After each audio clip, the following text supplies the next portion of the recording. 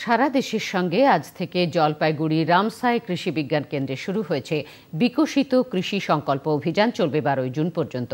অনুষ্ঠানে যোগ দিয়েছেন বিভিন্ন ব্লক, গ্রাম পঞ্চায়েত, নাবার্ড, সেলফ হেল্প গ্রুপের সদস্যরা। ক্ষুদ্র ও মাঝারি কৃষকদের আধুনিক কৃষি বিজ্ঞান বিষয়ে সচেতন করার উদ্দেশ্যে এই অনুষ্ঠানের আয়োজন করা হয়েছে বলে জানালেন কৃষি বিজ্ঞানী বিপ্লব সরকার।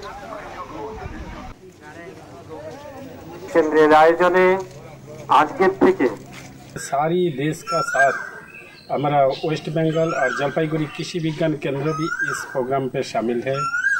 जो प्री खरीफ कैंपेन है विकसित कृषि संकल्प अभियान में 29 मई से लेकर 12 जून तक चलेगा। हमारा डिस्ट्रिक्ट पे हर ब्लॉक, हर जो एफपीओ एफपीसी का जो गांव है उस गांव पे हमारा कार्यक्रम चलेगा।